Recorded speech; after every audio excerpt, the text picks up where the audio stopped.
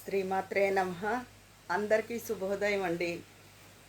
ఏం చేస్తున్నారు? ఈరోజు కార్తీక పౌర్ణమి కదా.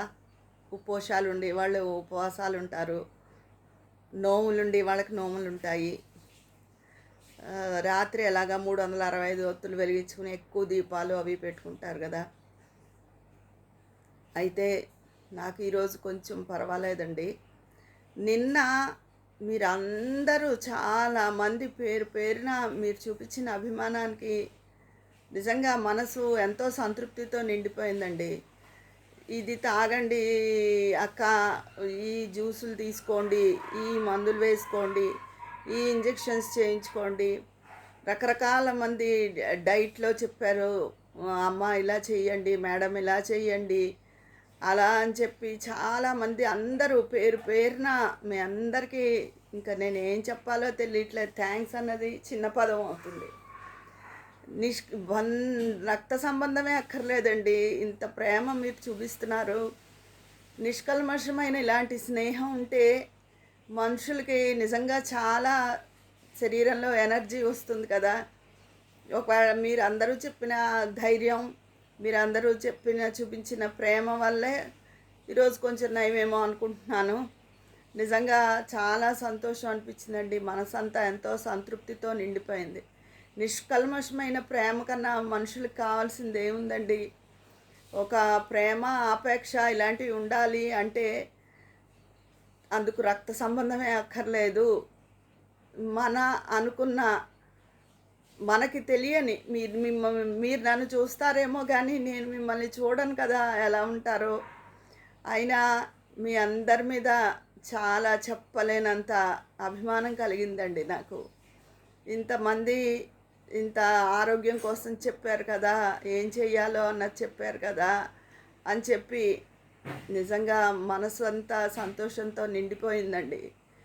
చాలా థ్యాంక్స్ మీ అందరికీ. అయినా చెప్తున్నాను కదా, థ్యాంక్స్ అనేది చాలా చిన్న పదమే అవుతుంది. అంతకన్నా ఎక్కువగానే నేను సంతోషిస్తున్నాను. అయితే మళ్ళీ కొత్త మందులు ఇచ్చారన్నాను కదా, వాటికి కొంచెం అడ్జస్ట్ అవ్వడానికి టైం పడుతుంది. కానీ మీ అందరితో మాట్లాడాలి ఇవాళ, అసలు వీడియో మానేద్దామా అనుకున్నాను. లేదు, మీరందరూ నిన్న అంత అభిమానం చూపించారు, ఒక్కసారి మీ అందరినీ పలకరించాలి, మాట్లాడాలి అనిపించింది. మీరు నాకు తెలియకుండానే చాలా చాలా ఆప్తులైపోయారండి. మీరందరూ మీ కామెంట్ల ద్వారా నాకు ఎంతో దగ్గర అయ్యారు.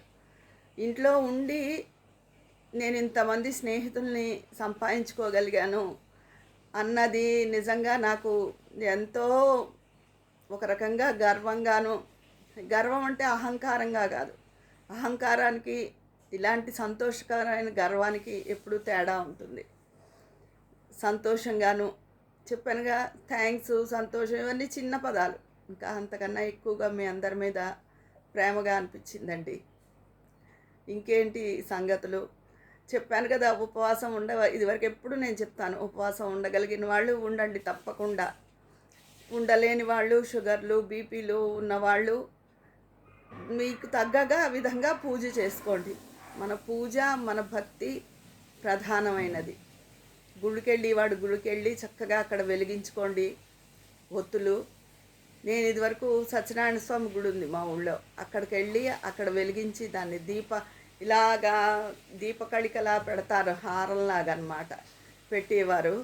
అప్పుడు వాటిలన్నిట్లో పెట్టి దీపాలు వెలిగించేదాన్ని.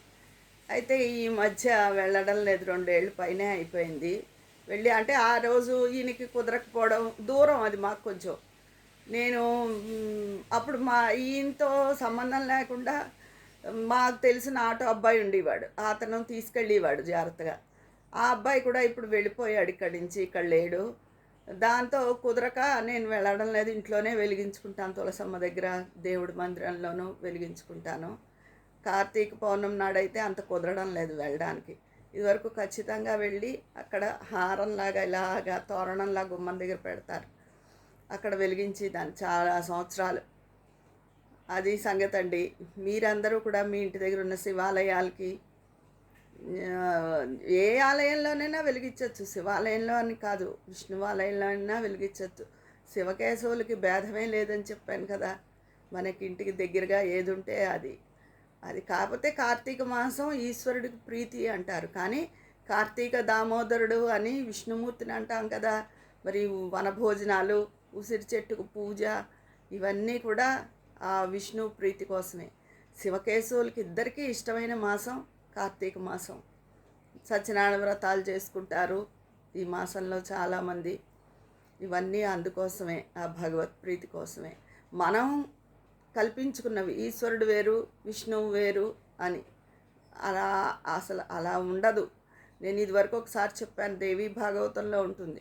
శివకేశవులకి భేదం ఎంచితే జలోదర వ్యాధి వస్తుంది అని చెప్పి.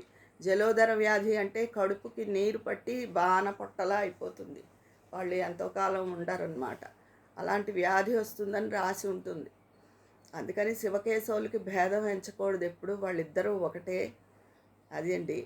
మీరందరూ కూడా ఈరోజు చక్కగా పూజ చేసుకుంటారని, మీరందరూ నా మీద ఇంత ప్రేమను చూపించారు, మీరందరూ ఆయురారోగ్య ఐశ్వర్యాలతో సుఖంగా ఉండాలని, మీ మనసులో మీకు ఏ సంకల్పాలు ఉన్నాయో మీ కుటుంబానికి సంబంధించి అవన్నీ నెరవేరాలని తప్పకుండా నేను కూడా భగవంతుడిని కోరుకుంటాను. మీ అభిప్రాయాలు అవి కామెంట్ రూపంలో తెలియజేయండి, మాట్లాడుకుందాం. మరి అక్కడ ఉంటాను. మీ స్నేహితురాలు విజయ పన్నాల.